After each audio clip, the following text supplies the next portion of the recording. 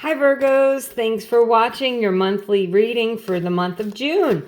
This is going to be for all Virgos. Sun, Moon, Rising, cross-watching. Please check other areas of your chart so you can get a more cohesive message. And check your favorite astrologer. There's a lot of astrological energy going on for June. So your first overarching energy is a deep knowing. Card number 43, so 4, 3, 7 might be important numbers, or 43 to be honest. And this deep knowing says pay attention to your dreams, trust your intuition, signs, synchronicities, things like that. So what is a sign? Sometimes people ask me that. A sign is when you're thinking of something and an event happens. You're thinking of something and you look down and you see a feather. You're thinking of something and a crow cries over your head. So those are animal, bird signs. But it's just paying attention to what's going on around you. And if there's an event, if there's something important that you're thinking of, you'll usually get some kind of confirmation that it is important. But that deep knowing is certainly trusting your intuition, and if you have decisions to make sure you're going within and really trust your gut. Let's see what else we have here. Fulfillment. I love this. So this nice big giant peach. It takes a long time, right, for a peach to grow from a seed to be full, and to be ready to eat. So this says that, you may have been working on something for a long time. There might be something that you've been working on, tending, feeding, like growing a garden. And it's time for you to, get some fulfillment from that. It's time for things to come to fruition for you in this month of June, Virgos. So I'm going to do just a quick tarot reading for you, and then we'll do a little pick a card. Thank you for watching. I really appreciate you taking your time. So the first card is the Seven of Wands. And, it's a card of victory, success, and it's rising above.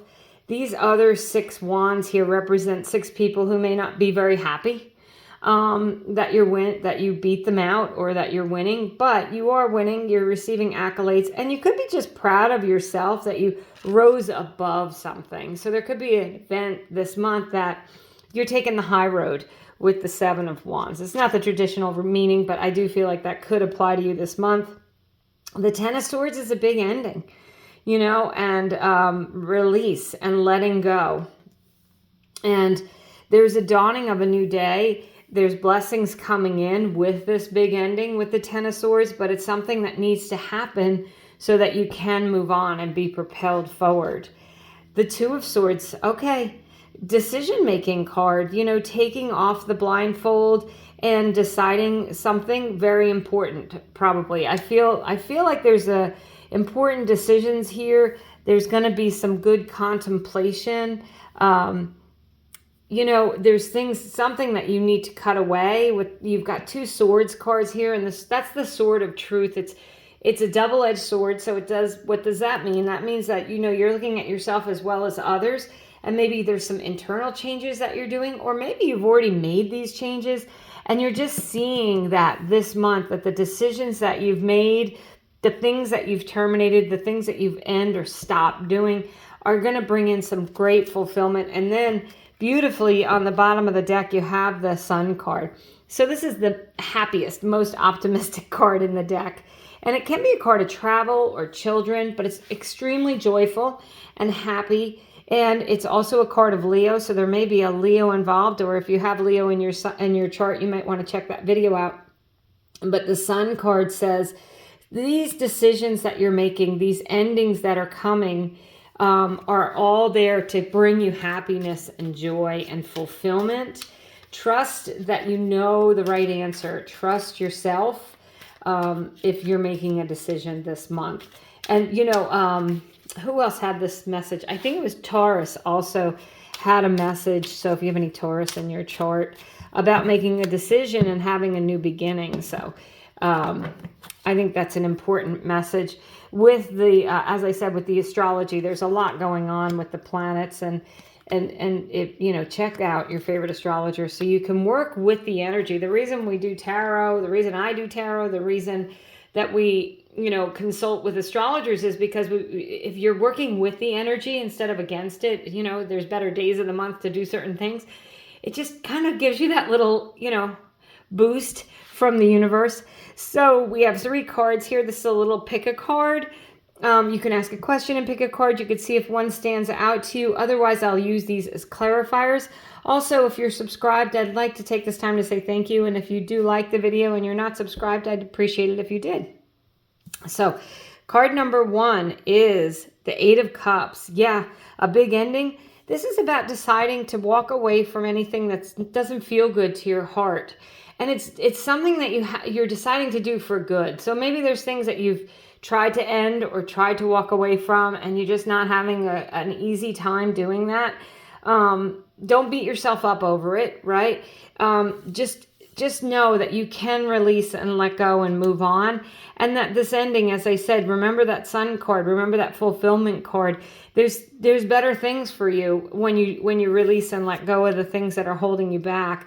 And, it can be other people, it can be relationships, it can be changing your mind, it can be anything. What you want to do is leave behind the things that just don't serve you well.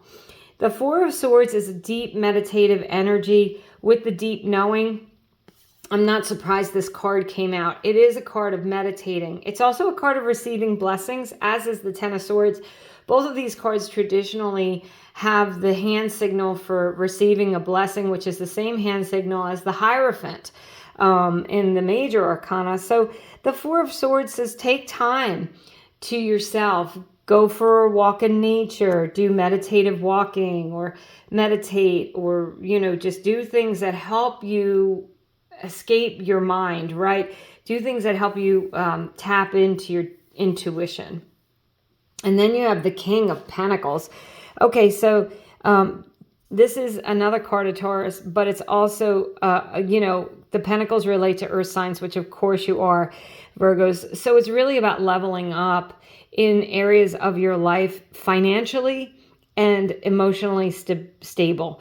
It's all about, the Pentacles specifically are about your material world. So some of you could be buying a home or getting a big investment return, doing something to do with money, getting a raise or a promotion, a bonus, that sort of thing. But it's also feeling stable and steady on the inside, interiorly. So some of you really, I think you're making decisions to walk away from, to leave behind the things that make you hurt your heart, make you feel unstable, and you're ready to move into things that feel really stable. And I think you're going to be proud of yourself for doing this. And there may be people who aren't really happy about it, but it doesn't matter. You need to take care of yourself this month. Virgos, you need to prioritize the things that you need to feel fulfilled, to feel happy, to feel joyful. And some of you, travel could definitely be part of that with the Sun. So you might be doing a spiritual retreat or something to that effect, traveling to see family or friends, because the Sun card definitely can relate to children and family. But having a good time, making decisions this month to really not let anything get you down. You're ready to persevere and you're ready to overcome. So that's what I have for you, Virgos. Thank you so much for watching. I hope you have a great month.